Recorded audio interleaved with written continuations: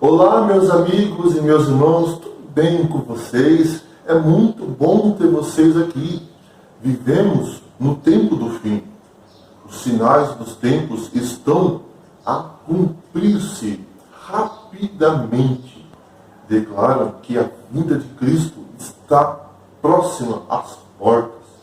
Os dias em que vivemos são solenes e importantes.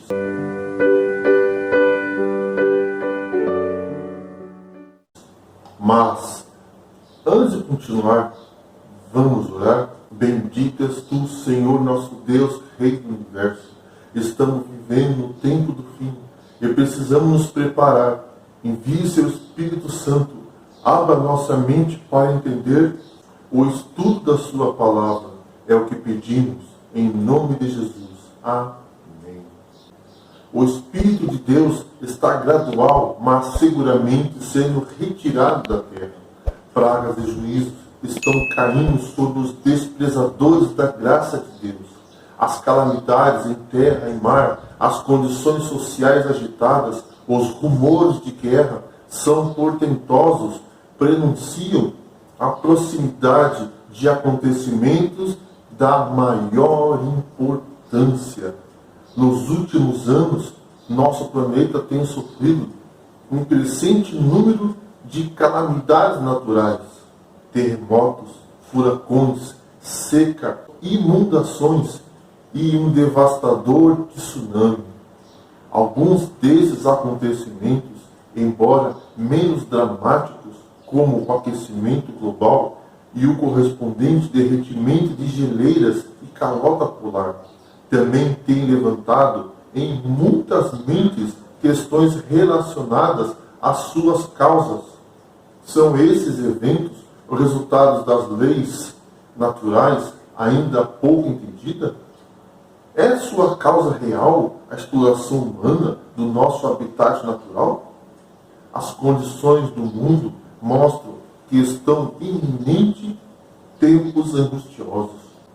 Os jornais diários estão repletos de indícios de um terrível conflito em futuro próximo.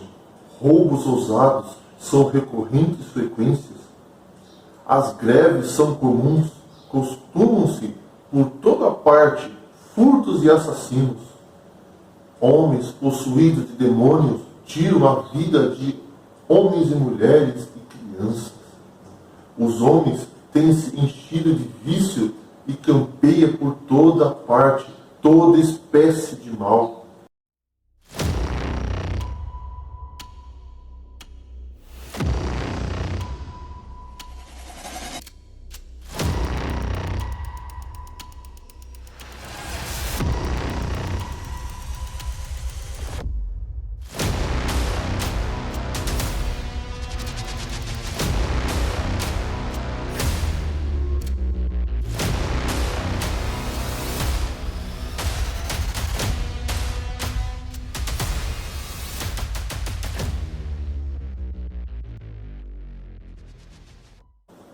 O inimigo tem conseguido perverter a justiça e encher do desejo de ganho egoísta o coração dos homens.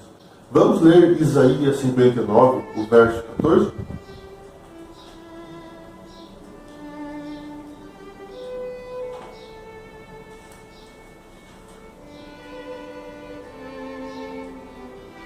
Pelo que o direito se retirou e a justiça se pôs de longe, porque a verdade anda tropeçando pelas praças e a retidão não pode entrar. Sim, a verdade sumiu. E quem se desvia do mal é tratado como presa. O Senhor viu isso e desaprovou o não haver justiça. Nas cidades grandes, há multidões a viver em pobreza, miséria, quase privado de alimento, abrigo e vestuário, ao passo que nas mesmas cidades há os que têm mais do que o coração poderia desejar, que vivem no luxo, gastando o dinheiro com casas ricamente mobiliadas, com adornos pessoais, ou pior ainda, com a satisfação das paixões carnais, com bebidas alcoólicas, fumo e outros artigos que destroem as faculdades do cérebro, desequilibram a mente e desagradam a alma. Sobem para Deus os clamores da humanidade que perece à fome, ao mesmo tempo em que por toda sorte de opressão e extorsões os homens acumulam fortunas colossais. Vamos ler Lucas capítulo 21 e o verso 28?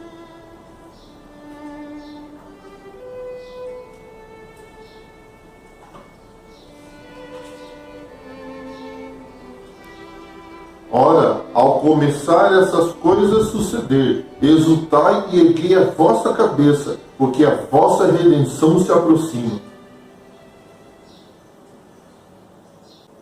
Governadores estadistas, homens que ocupam posições de confiança e autoridade, homens e mulheres pensantes de todas as classes, têm sua atenção posta nos acontecimentos que tomam lugar ao nosso redor.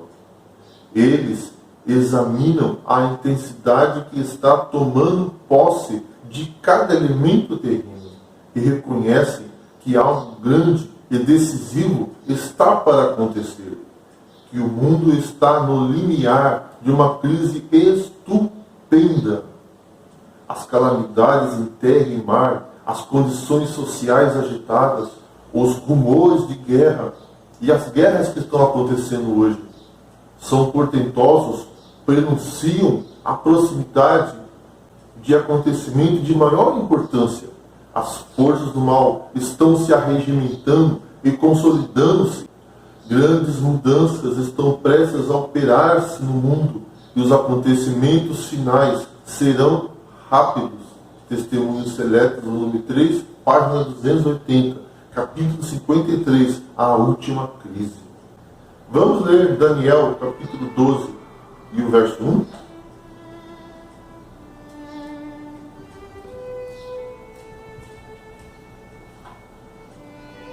Nesse tempo se levantará Miguel, o grande príncipe, o defensor dos filhos do teu povo, e haverá tempo de angústia, qual nunca houve, desde que houve nação até aquele tempo. Mas, naquele tempo, será salvo o teu povo, todo aquele que for achado escrito no livro. O tempo de angústia que há de aumentar até o fim está muito próximo. Não temos tempo a perder. O mundo está agitado com espírito de guerra. Devemos acordar e pedir que o Senhor Jesus ponha debaixo de nós os seus braços eternos e nos conduza durante o tempo de provação à nossa frente.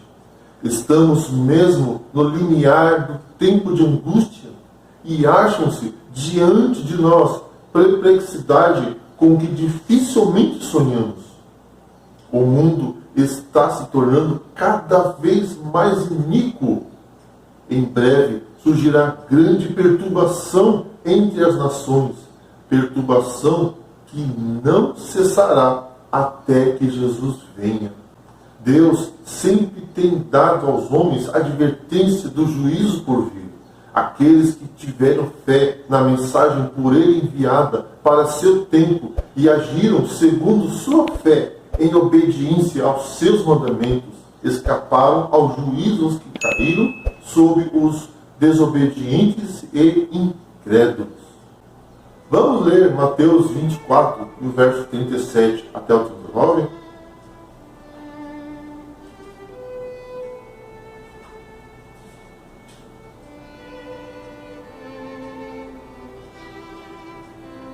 Pois assim como foi nos dias de Noé, também será a vinda do Filho do Homem. Portanto, assim como nos dias anteriores ao dilúvio, comiam, bebiam, casavam e davam-se em casamento, até ao dia em que Noé entrou na arca, e não o perceberam, senão quando veio o dilúvio e o levou a todos.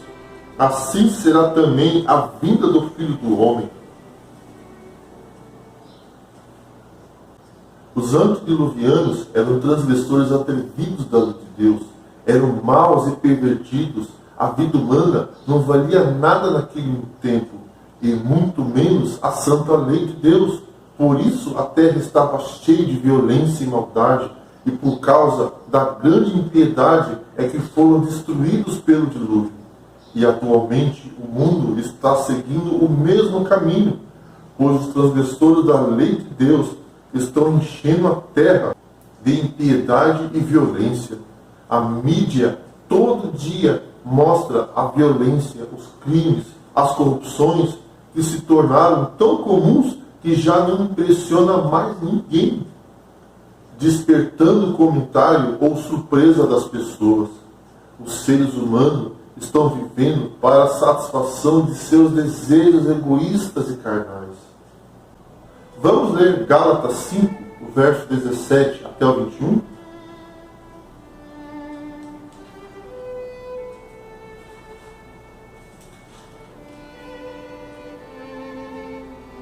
Porque a carne milita contra o Espírito, e o Espírito contra a carne, porque são opostos entre si, para que não façais o que porventura seja do vosso querer. Mas, se sois guiados pelo Espírito, não estáis sob a lei.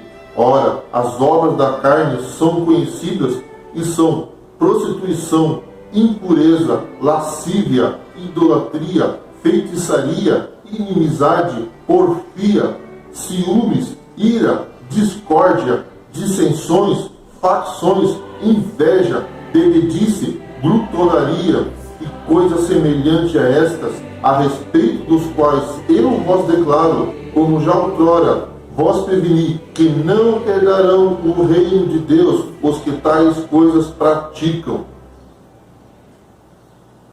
Para este mundo e para esta vida unicamente, sem se preocupar onde passará a eternidade.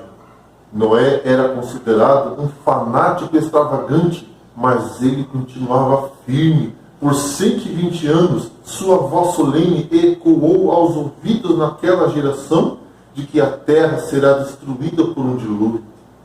Zombaram, escarneceram dele, assim como hoje, quando falamos que o mundo vai terminar, que Jesus vai voltar. Eles dizem que o mundo termina para quem morre.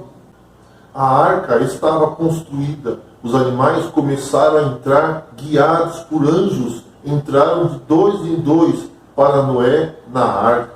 Gênesis 7, verso 9. Quando os animais começaram a entrar na arca, subitamente os zombadores ficaram em silêncio. Mas não acreditaram. Os animais do campo, as aves do céu, haviam entrado no lugar de refúgio. Noé e sua família estavam ali. Então a misericórdia havia terminado. E o Senhor os fechou por fora. Viu-se um lampejo de luz deslumbrante e uma nuvem de glória. Mais vívida que o relâmpago desceu do céu e parou diante da entrada da arca. A porta maciça, que era impossível aqueles que dentro estavam, viram a porta se fechar, girou vagarosamente por meio de mãos invisíveis. Noé ficou encerrado, e os que rejeitaram a misericórdia de Deus excluídos. O selo do céu estava naquela porta. Deus havia fechado. E somente Deus poderia abrir. Assim, quando Cristo terminar sua intercessão pelo homem culpado, antes de sua vinda nas nuvens do céu, fechar-se-á a porta da misericórdia. Durante 7 dias, Noé foi provado, e as multidões zombando do lado de fora. Mas, no 8º dia, negras nuvens tomaram conta do céu, relâmpagos, trovões, então se romperam todas as fontes do grande abismo e as janelas do céu se abriram. O dilúvio e o terror dos homens e animais foi algo indescritível. Por sobre o estrondo da tempestade ouviam-se o pranto de um povo que tinha desprezado a autoridade de Deus. Estendiam as mãos para a arca e rogavam para entrar, mas era tarde demais. Naquele terrível hora, viram que a transgressão da lei de Deus determinara a sua ruína. Semelhantemente, quando o juízo de Deus cair sobre a terra, antes de seu dilúvio de fogo, os impenitentes saberão precisamente onde pecaram e em que consiste seu pecado, o desprezo à sua santa lei. As águas vingadoras varreram o último retiro e os desprezadores de Deus pereceram nas negras profundidades. Vamos ler 2 Pedro, capítulo 3, o verso 5 até o 7?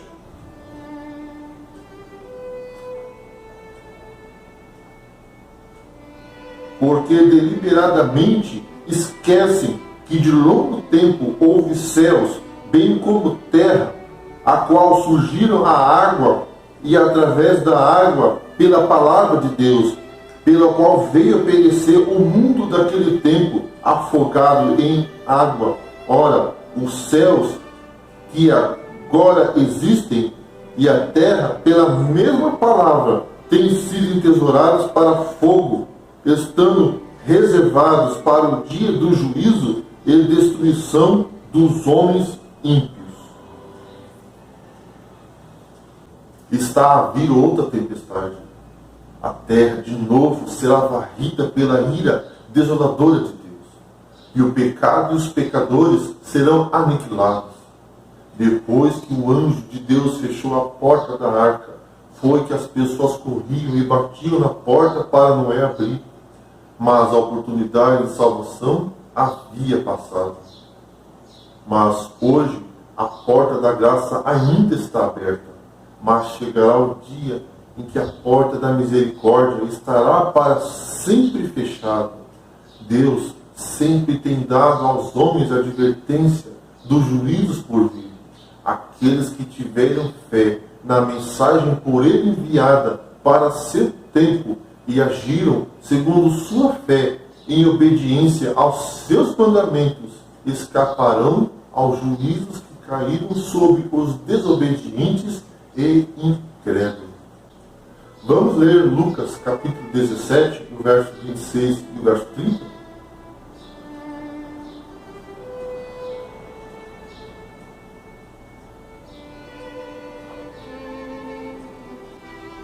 Assim como foi nos dias de Noé, será também nos dias do Filho do Homem. Assim será no dia em que o Filho do Homem se manifestar. Perto está o dia em que será decidido para sempre o destino de toda pessoa. E qual será a sua decisão? Quer você hoje aceitar a Jesus como seu Salvador pessoal? Está pronto para se encontrar com Cristo quando Ele voltar? Vamos orar. Bendito és tu, Senhor nosso Deus, Rei do Universo.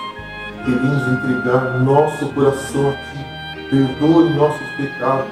Envie seu Espírito Santo. Guie-nos em seus caminhos, Senhor. É o que pedimos, em nome de Jesus. Amém.